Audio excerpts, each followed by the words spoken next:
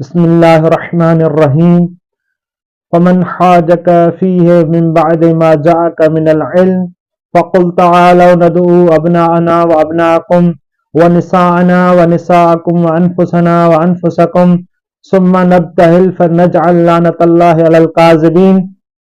صدق اللہ العلی العظیم۔ حمد ہے اس پروردگار کے لیے جس کے قبضہ قدرت میں مجھ اور آپ کی جان ہے۔ درود و سلام محمد وآل محمد کی ذات پر۔ ناظرین محترم، مومنین کرام، آج کا ہمارا موضوع مباہلے کا عنوان ہے کہ مباہلہ کیا ہے اور اس کی خصوصیات کیا ہیں۔ تین اہم خصوصیات جو مباہلے کی ہیں وہ ہم ذکر کریں گے کہ مباہلہ اولاً تو ہے کیا، مباہلہ کب ہوا، کہاں پہ ہوا، کن کے ساتھ ہوا، یہ چند باتیں آپ کی خدمت میں گوش گزار کرنا چاہوں گا۔ اول تو مباہلہ دو فریقین کے درمیان میں ہوتا ہے۔ مناظرے کے بعد جو ایک مقام آتا ہے، جب مناظرے میں بات نہ سلجھے اس کے بعد ایک مقام آتا ہے جسے مباہلہ کہتے ہیں، یعنی کھلے عام چیلنج ہوتی ہے۔ چیلنج کے بعد اگر فریقین نہ مانے تو ایک میدان میں اسے بلایا جاتا ہے، پھر جو جھوٹا ہو اس پہ لعنت کی جاتی ہے۔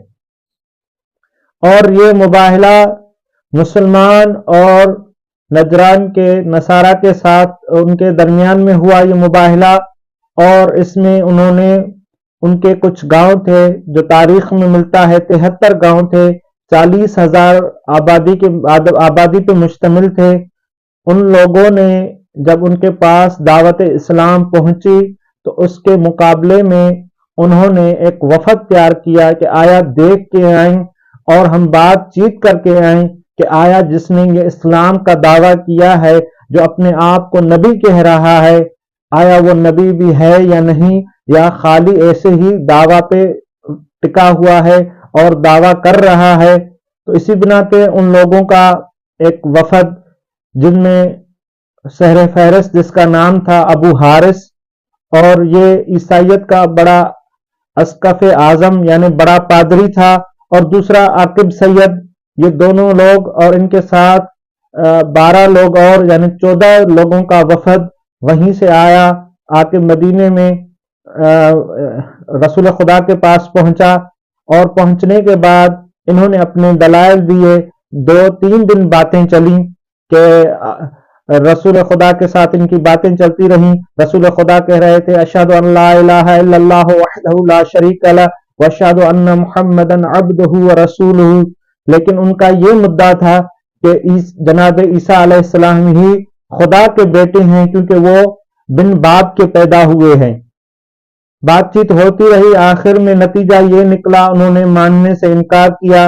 تو اللہ تبارک و تعالیٰ کی آواز آئی سورہ آل عمران کی آیت نمبر 61 میں کہ اے میرے حبیب، اگر علم آ جانے کے بعد یہ لوگ نہیں مان رہے تو ان سے کہہ دیجئے فَقُلْ تَعَالَوْا نَدْعُو أَبْنَاءَنَا وَأَبْنَاءَكُمْ وَنِسَاءَنَا وَنِسَاءَكُمْ وَأَنفُسَنَا وَأَنفُسَكُمْ، ان سے کہہ دیجئے کہ یہ لے کے آئے اپنی اولادوں کو اور اپنی خواتین کو اور اپنے نفوس کو، اور ہم بھی لے کے آتے ہیں اپنی اولادوں کو، اپنی خواتین کو اور اپنے نفوس کو، پھر ایک کھلے میدان میں آتے ہیں، وہیں پہ مباہلہ کرتے ہیں، جو جھوٹا ہوگا اس پہ اللہ کی لعنت آئے گی۔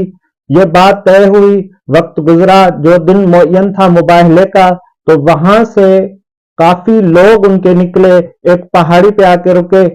اللہ کے حبیب نے جناب سلمان کو حکم کیا کہ صبح جا کے میدان صاف کر کے آنا، ہم مباہلے کے لیے نکلیں گے۔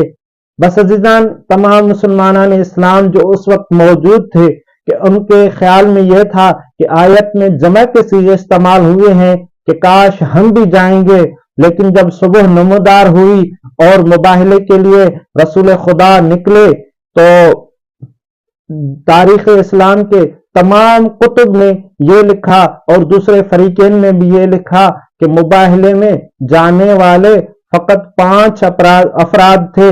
ایک رسول خدا صلی اللہ علیہ وآلہ وسلم، دوسرا امام علی علیہ السلام، تیسرا سیدہ زہرا سلام اللہ علیہا، اور امام حسن علیہ السلام اور امام حسین علیہ السلام، یہ 5 فرد مباہلے کے لیے گئے تھے۔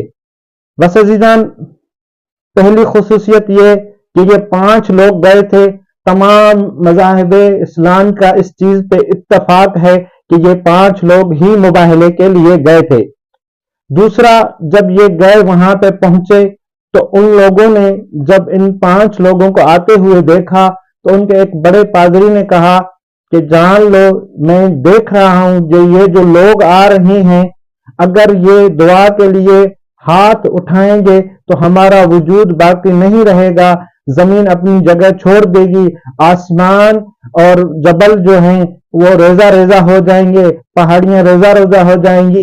ایسی شخصیات آ رہی ہیں، ایسے انوار آ رہے ہیں. بس عزیزان، دوسری جو چیز اس موضوع کی خصوصیت رکھتی ہے وہ لعنت ہے.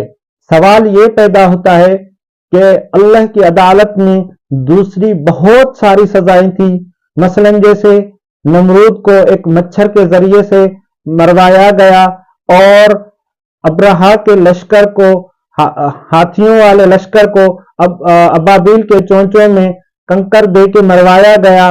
اس طرح سے کافیوں کو کسی مقام پہ، کس جگہ پہ بجلی گری، جنہوں نے دعویٰ کیا تھا جناب موسیٰ کی قوم نے کہ ہم اللہ کو دیکھنا چاہتے ہیں، تو ان پہ بجلی گری. اس طرح سے کوئی اور ان پہ عقاب یا سزا آنا چاہیے تھی یا موت آنا چاہیے تھی، لعنت ہی کیوں آئی؟ وہ اس لیے کہ لعنت ایک ایسی سزا ہے جو یہاں پہ بھی قائم مقام ہے، ان کے نسلوں پہ بھی لعنت قائم مقام رہے گی، اور تا حشر ان پہ یہ لعنت قائم رہے گی. اسی لیے یہ مباہلے کا لعنت کا عنوان دیا گیا. تیسری جو اس کی خصوصیت ہے وہ یہ ہے کہ تھی کیا کہ جھوٹوں پہ لعنت تھی، یعنی جھوٹوں پہ لعنت وہی کرنے جائے جو خود سچا ہو ابتدا سے لے کر. تو پتہ چل گیا کہ کائنات میں اس وقت یہ جو 5 گئے، ان کے علاوہ کوئی ایک ایسا بندہ نہیں تھا جس نے زندگی میں جھوٹ نہ بولا ہو. صحابی اور بھی تھے، اس سے کوئی چیز ماننے سے انکار نہیں کہ صحابی سچے نہیں تھے، لیکن اللہ کی گواہی دینی تھی، اور گواہی بھی وہ دینے گئے تھے جو اس وقت سے اسے جانتے ہیں جب سے وہ ہے، اور گواہی کے لیے ایسے بندے جائیں جو 100% صداقت رکھتے ہوں. اسی کے ساتھ ہم اپنے موضوع کا اختتام کرتے ہیں. وآخر دعوانا ان الحمد للہ رب العالمین. اللہم صلی علی محمد و آل محمد.